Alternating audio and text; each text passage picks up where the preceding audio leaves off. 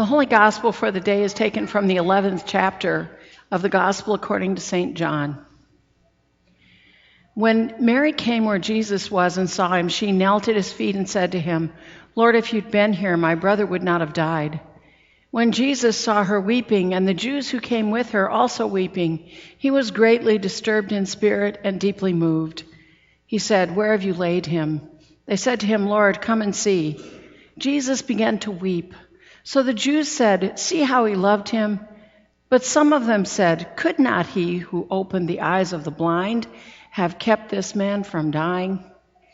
Then Jesus, again greatly disturbed, came to the tomb. It was a cave, and a stone was lying against it. Jesus said, "Take away the stone." Martha, the sister of the dead man, said to him, "Lord, already there is a stench because he's been dead for 4 days." Jesus said to her, "Did I not tell you that if you believed, you would see the glory of God?" So they took away the stone. And Jesus looked upward and said, "Father, I thank you for having heard me. I knew that you always hear me, but I have said this for the sake of the crowd standing here, so that they may believe that you sent me." When he'd said this, he cried with a loud voice, "Lazarus, come out." The dead man came out, his hands and feet bound with strips of cloth, and his face wrapped in a cloth. Jesus said to them, "Unbind him and let him go." The word of the Lord. Thanks be to God. Paul is going to be giving us a continuation of the servant topics that we've been hearing. Today's topic is service in the greater church. Paul? The Lord be with you. Following my parents' divorce in 1976, my mother returned to her hometown in western Montana. Although I did not move with my mom, I tried to make it to Montana at least once a year. From 1976 until the mid-90s, my trips were centered around visiting my mother and other family members and enjoying the beauty and splendor of western Montana. In the mid-90s, after my wife and I connected with a church life, visits to Montana started to include attending worship at the local Lutheran church, when we could fit it in. We attended worship for our spiritual nutrition, but again, only if the timing fit within our vacation plans. And we participated in worship inconspicuously as possible. In the late 90s, I was selected as a lay delegate to a couple of Senate assemblies.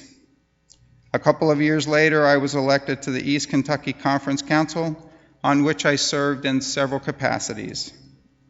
About 5 years ago, I was elected to the Indiana-Kentucky Senate Council, where I serve on the executive and finance committees. Serving the wider church has profoundly impacted my faith. I'd like to share 3 ways it has impacted my faith. First, my faith has been nourished and grown through relationships with others who share a common mission, making disciples in Christ.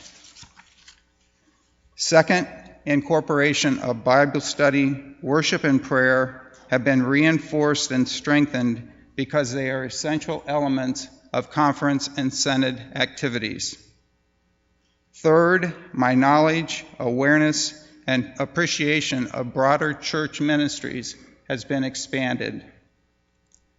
So this past September, I returned to the comfort and splendor of the beautiful Bitterroot Mountains in western Montana.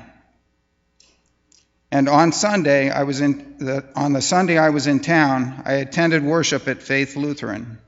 I sought out Pastor Santrum and shared greetings from Gloria Dei, the East Kentucky Conference, and the Indiana-Kentucky Synod.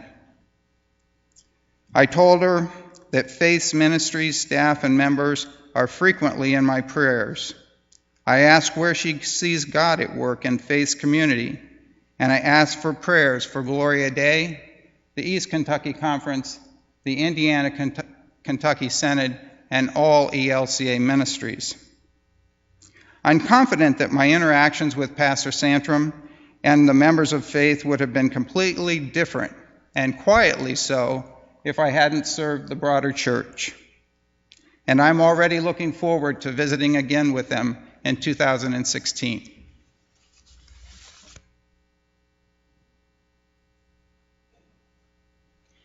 Thank you, Paul. Let's pray. Lord, send your Spirit to be among us, that these words of Paul and all the other words that we are surrounded with this day would lead and shape our lives. Amen.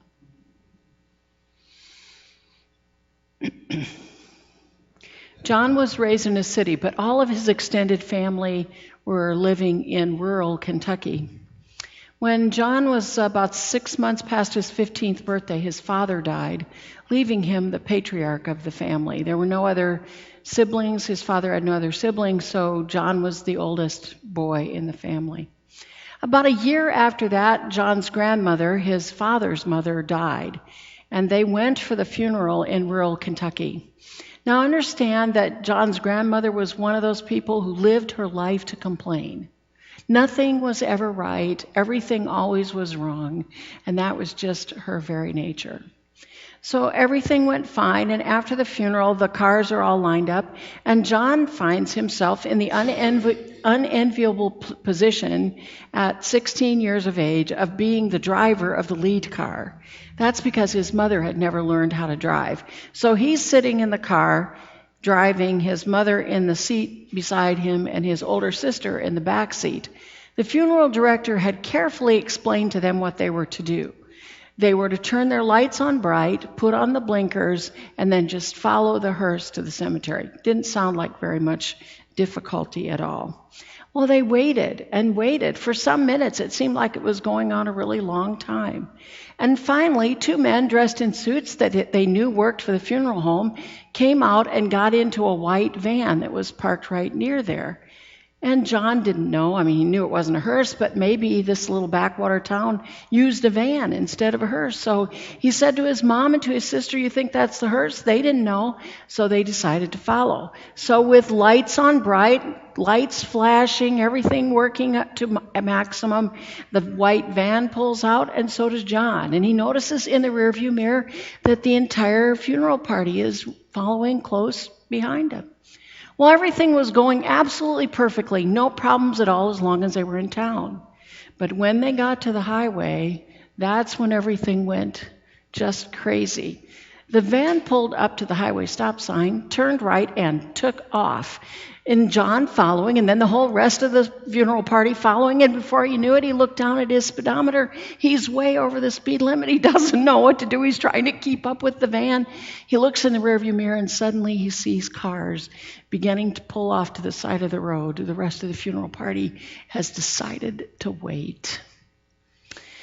Now, it turns out that they were following the flower truck, who was doing its very best to get to the cemetery before the funeral so that they could get the flowers into the right place before the funeral started. Can you imagine how the funeral director felt when he drove the hearse, which had been parked on the other side of the building, around to get started with the processional, and everybody went without the body? I mean, seriously. The whole family just thought that was absolutely hilarious, because it was a fitting send-off to someone who never thought anything was right. Everything always went wrong. It seemed a fitting setting for her. Just a few months before I came to Gloria Dei, I was doing the preparation for the last wedding that I was going to do in my previous call. And this couple came in for their final premarital counseling session, and they began to tell me about a funeral in their family. One of the bride's uncles had died, and they went to the wake. And she said that night at the wake, several of the uncle's brothers had come. And she said, "All my uncles drink a bit." Well, to excess, actually. And she said as they came to the funeral wake, they're already drunk, well, really, actually, completely knackered. And they come in and they start to talk about, really, we should have another drink with Uncle Harry. And so before you know it, they had him pulled up into a seated position in the casket. And had it not been for the fact that the funeral director was there to stop them, they soon would have had him in a chair having a drink with them. I said, "Are your uncles coming to the wedding?" Perhaps it feels sacrilegious to laugh about a funeral. Well, maybe it could be. But it is not sacrilegious to laugh in the face of death. Now, when I say that, I don't mean that we laugh at anyone's pain or any individual sorrow, and I don't mean that we don't mourn when we experience death. What I mean is that we live our lives in such a way that we are living witnesses to the fact that death no longer has power over us. That's really the center of the gospel. You know, Luther one time said that the thing that frightens the devil the most is laughter. What better time for us to engage in the laughter of looking at death and not allowing it to override our lives at the moment of death? The problem is, how do we do that? Just how do we get ourselves into a place where we are able to do that? There are probably very few of you here who remember the original Gracie Allen and George Burns programs, maybe some, but maybe you've seen them in retakes. But Gracie Allen had a routine that she did in one of those programs. Her electric clock is not working, so she calls the repairman, and the repairman comes, and he looks all around, and he figures with it, and he realizes it's not plugged in. So he says, Miss Allen, all you have to do is plug it in and then it'll work just fine. She said, we got a problem there. I'm trying to save electricity and I only plug it in when I want to know what time it is. If you want to know how to laugh in the face of death, it is to stay plugged in to the one who has conquered death. You know, faith is for all times. Just like that clock that keeps the right time because it's plugged into a source of energy, faith is living a right life shaped by what God is doing because you are plugged into the source of all life. That's as simple as I can make it for you. Stay connected, plugged in to the God who conquers death, and you'll have most everything you need right. Our gospel reading for this morning is one of those favorite gospels of mine.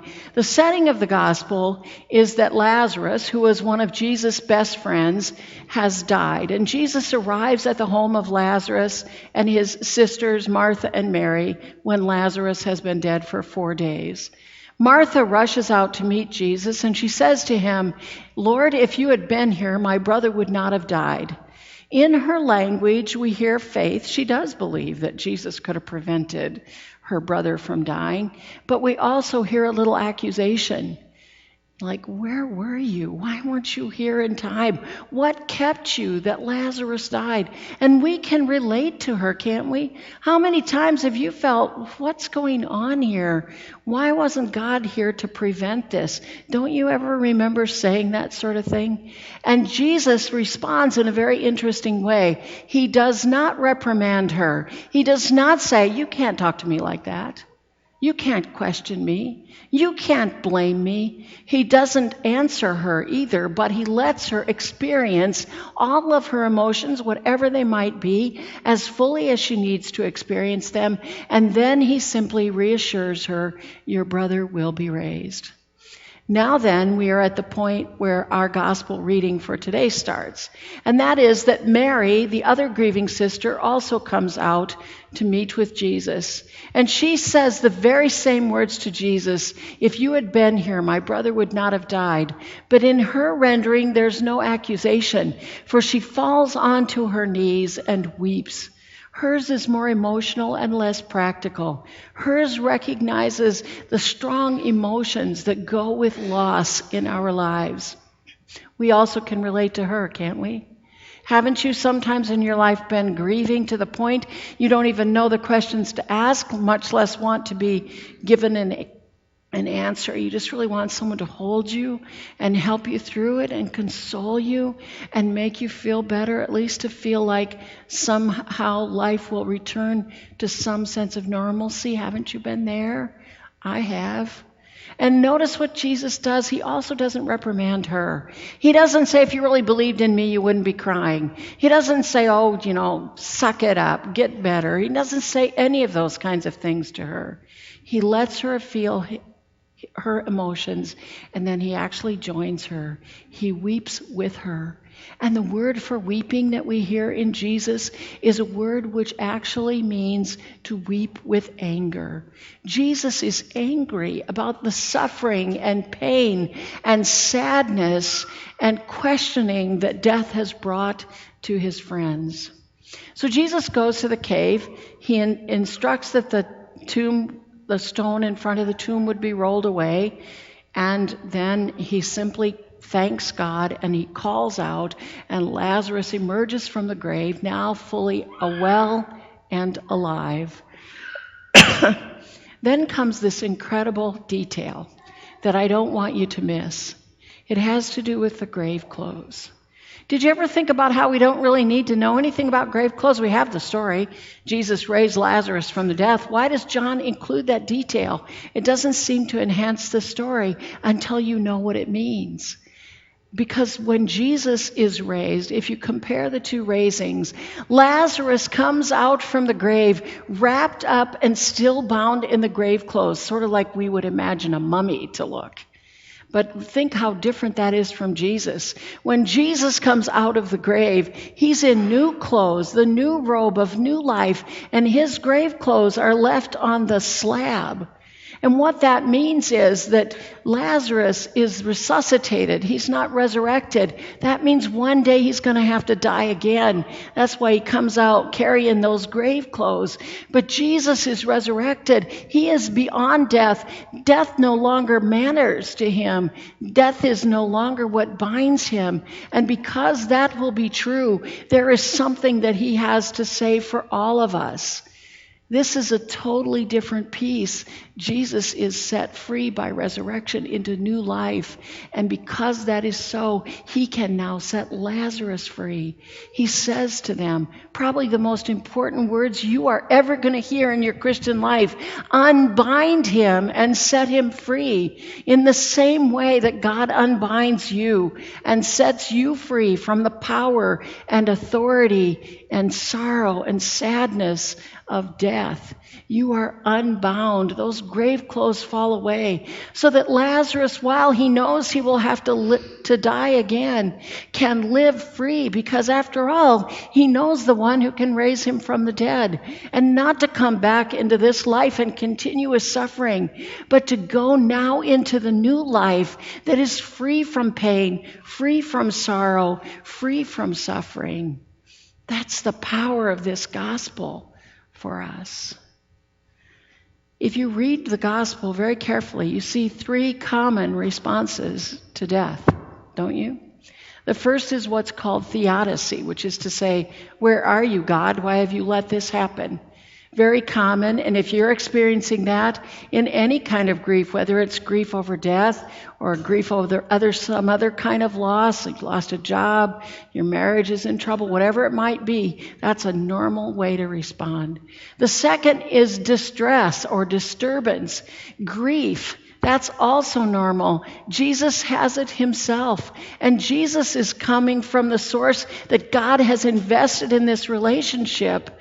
And because God's investment is powerful, God is invested in such a way that Jesus is willing to go and die in order that when you die, your death will not be permanent. That's quite an investment, don't you think? But it doesn't mean that the event of the loss is not disturbing.